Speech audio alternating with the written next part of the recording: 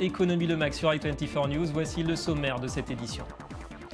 La Grèce, une nouvelle fois au cœur des inquiétudes en Europe. Au lendemain du rejet par le Parlement d'une motion de censure, Athènes a-t-il les moyens, les outils pour sortir de la crise? Un constat, l'austérité ne fait plus recette. Une question, comment retrouver la voie de la croissance? L'avis d'une spécialiste de l'économie grecque dans un instant, Céline Antonin. Et puis retour sur la catastrophe qui a balayé les Philippines vendredi, des vents de 300 km/h et des paysages d'apocalypse. Pour beaucoup, le rapprochement est inévitable avec la problématique du réchauffement climatique. Et c'est justement hier que s'ouvrait la conférence annuelle de l'ONU sur le sujet. Alors peut-on concilier croissance et lutte contre le réchauffement? On en parle dans quelques minutes. Voilà pour les titres, merci d'être avec nous. On commence avec l'essentiel de l'actualité économique et il aura fallu attendre 4 mois après un premier round à Washington en juillet. Les négociations entre l'Europe et les États-Unis sur le traité de libre-échange entre les deux continents ont repris hier. Cette fois, c'est à Bruxelles. Une soixantaine d'officiels américains sont sur place avec des perspectives alléchantes, surtout pour les États-Unis. 740 000 créations d'emplois en Amérique selon un récent rapport et plus 33% pour les exportations en direction de l'Europe. Alors deux secteurs notamment seraient les grands gagnants d'une issue positive, l'automobile et la chimie, mais les obstacles restent nombreux, d'autant que l'affaire Snowden, le scandale des écoutes de la NSA, plane toujours sur ces discussions. Je pense que l'avantage de la libéralisation des échanges est à très long terme. Je ne pense pas qu'il faille s'attendre à des gains immédiats à court terme, mais à beaucoup plus long terme. Je pense que nous avons des preuves assez convaincantes que la libéralisation du commerce mondial est positive pour la croissance globale. En tout cas, des enjeux considérables. 60% des activités bancaires mondiales concernent aujourd'hui les liens financiers entre l'Europe et Washington.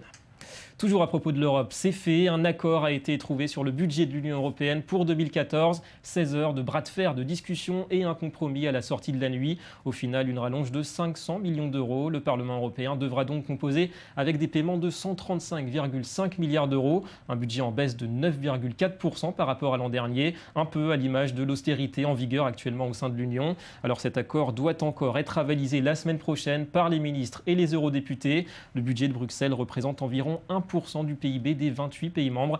Il comporte notamment une enveloppe de 3,9 milliards d'euros pour soutenir les créations d'emplois, la formation et l'apprentissage.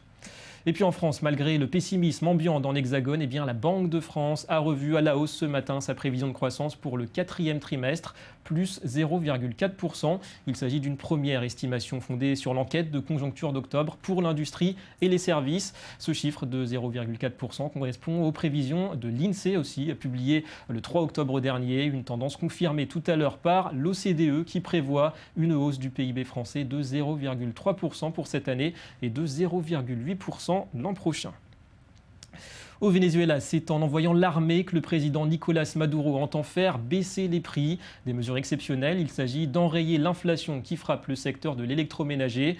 Une surfacturation des produits qui, selon le pouvoir, dépasse parfois les 1000%. Du coup, l'armée s'est vue ordonner d'occuper des centres commerciaux accusés de vendre leurs produits à des prix exorbitants et non justifiés. À la clé, vous le voyez, des queues interminables. Hier, des centaines de clients ont afflué pour profiter des prix avantageux imposés désormais par l'État.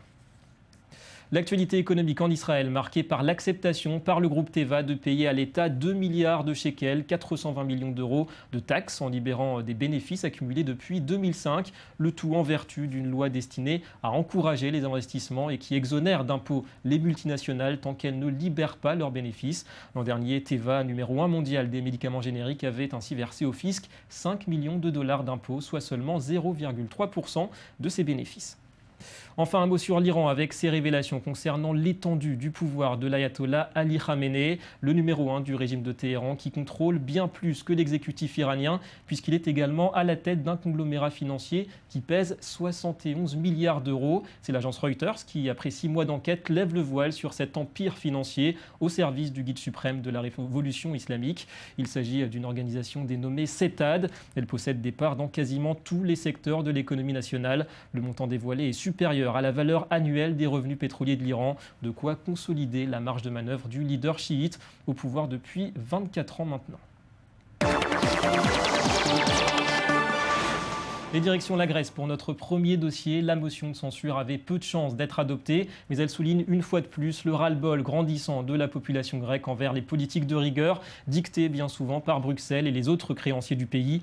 Quel bilan pour Athènes après 4 années d'austérité? Avant d'en parler avec Céline Antonin, Jonas Citruc fait le point pour nous sur les dernières coupes budgétaires à l'origine de la colère de la population et de l'opposition.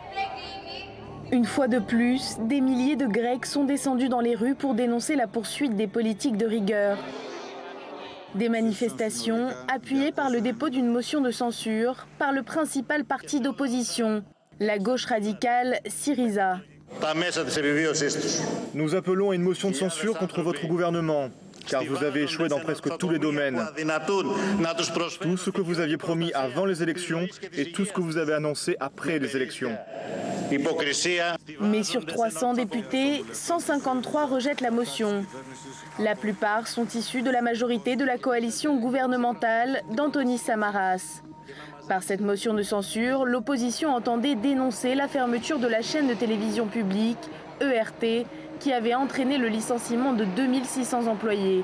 Nous avons prouvé ces 5 derniers mois que nous étions trop forts pour nous laisser abattre. Nous avons prouvé aussi que nous nous tenions aux côtés de la société et la société à nos côtés. Cette unité sera très difficile à briser. 2600 employés sur un total de 4000 fonctionnaires que le gouvernement s'est engagé à licencier d'ici la fin de l'année. Un engagement d'Athènes auprès de la troïka de ses créanciers, la Commission européenne, le Fonds monétaire international et la Banque centrale européenne. En échange, la Grèce continuera à recevoir les 240 milliards d'euros qui lui ont été promis depuis 2010. Un programme d'austérité draconien qui a détruit 40% des revenus disponibles des ménages. Les 1 200 € de retraite que je percevais au début ont été réduits à 860 €. Ça fait une grande différence. Aujourd'hui, la Grèce affiche un taux de chômage record, près de 28%. Plus inquiétant encore, plus d'un jeune sur 2 est sans emploi. Voilà, et les plans d'austérité qui se succèdent en Grèce depuis bientôt 4 ans avec des résultats peu convaincants. Plus de dettes, plus de récession, plus de chômage. Et nous sommes en ligne avec Céline Antonin, économiste à l'OFCE, maître de conférence à Sciences Po Paris et spécialiste de la Grèce. Bonjour et merci d'être avec nous. Bonjour. Alors, vu de ces constats, est-ce qu'on peut dire que l'austérité a aggravé la situation économique de la Grèce ? Alors clairement, on peut dire que l'austérité n'a pas du tout été une solution durable et positive pour la Grèce, puisque on se rend bien compte que ce qui s'est passé, c'est que justement en aggravant la récession, cette austérité finalement, elle a empêché la Grèce de renouer avec la croissance, et donc ça a permis au chômage de continuer sa progression. Ça a rendu plus difficile le remboursement de la dette, donc finalement c'était un cercle vicieux dans lequel s'est engagée la Grèce et duquel elle peine aujourd'hui à sortir. Et la question que beaucoup de Grecs se posent aujourd'hui, c'est à quoi profitent ces politiques de rigueur? Est-ce que vous avez une réponse? Alors l'idée en fait de ces politiques de rigueur, c'était finalement de permettre au déficit de se réduire rapidement et donc d'avoir finalement une dette qui arriverait à être stabilisée et qu'on pourrait par la suite réduire, puisque il faut se rappeler que tout ça est parti du fait qu'en 2008-2009, on s'est rendu compte du fait que le déficit était beaucoup plus important que ce qu'on pensait. Mais en réalité, en fait, ça a été une fausse solution, puisque ça n'a pas du tout permis l'austérité, finalement, a complètement cassé la croissance, elle a cassé la consommation en Grèce, elle a entraîné beaucoup de fermetures d'entreprises, et donc ça n'a pas du tout permis de réduire le déficit, puisque en réalité, c'est la croissance qui a été complètement cassée, et donc la Grèce, la dette a continué à augmenter. Alors justement, comment la Grèce pourrait-elle retrouver le chemin de la croissance? Est-ce qu'il est temps, selon vous, de tourner la page de l'austérité pour de bon? Alors ça fait déjà 5 ans qu'on parle de tourner la page de l'austérité et que ça n'a pas vraiment été fait. Donc aujourd'hui, avec toutes les réformes qui ont été prises en Grèce, on a l'impression qu'elle commence un petit peu à voir le bout du tunnel, au sens où même si on est toujours dans une phase de récession, elle a gagné un petit peu de compétitivité, son déficit commercial s'est également réduit. Donc avec la baisse des salaires dont on parlait, qui a été douloureuse pour les salariés, ça a malgré tout permis aux entreprises d'être un peu plus compétitives. Donc on peut s'attendre, en tout cas s'il y a une accalmie en zone euro et que le commerce repart en zone euro comme on s'y attend, on peut s'attendre à ce que la croissance soit timidement de retour l'année prochaine. Donc j'allais dire, il me semble qu'elle a mangé l'essentiel de son pain noir. Pour autant, c'est pas tout à fait terminé. Et je crois surtout que pour qu'elle s'en sorte véritablement, il faut que le FMI, la Commission européenne et donc finalement la Troïka arrête d'imposer justement à la Grèce de réduire aussi rapidement son déficit. Alors ça a été un petit peu fait puisqu'ils ont commencé justement à ébaucher l'idée. Déjà, on a donné 2 ans de plus à la Grèce pour réduire son déficit, mais il faut vraiment maintenant qu'on exige qu'il y ait un retour à la croissance avant de continuer à réduire le déficit. Alors justement, vous en parliez, jusqu'où selon vous peut aller l'aide de la Troïka, Bruxelles, FMI, BCE, ça reste efficace selon vous ? Alors, ça reste efficace, oui et non. C'est-à-dire que la Grèce n'arrive plus à se financer sur les marchés aujourd'hui, puisque effectivement on lui demande un taux d'intérêt trop important. Donc, ce qui se passe, c'est qu'elle est uniquement dépendante de la BCE et puis de la Commission européenne.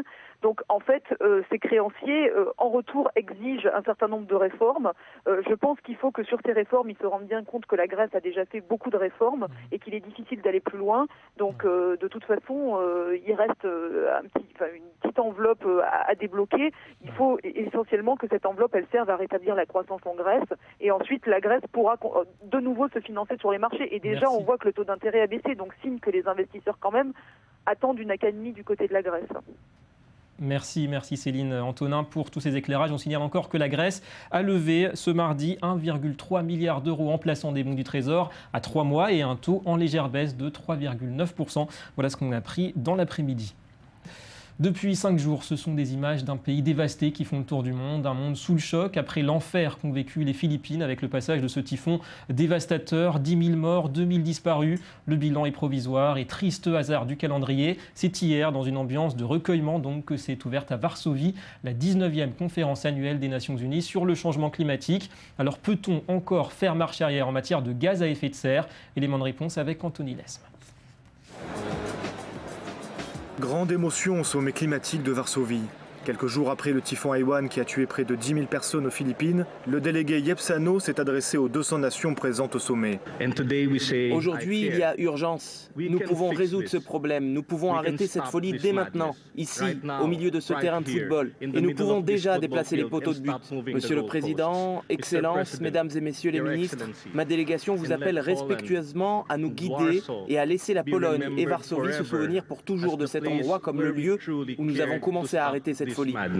À Varsovie, l'objectif est de dresser les contours d'un accord pour 2015 sur la réduction des gaz à effet de serre.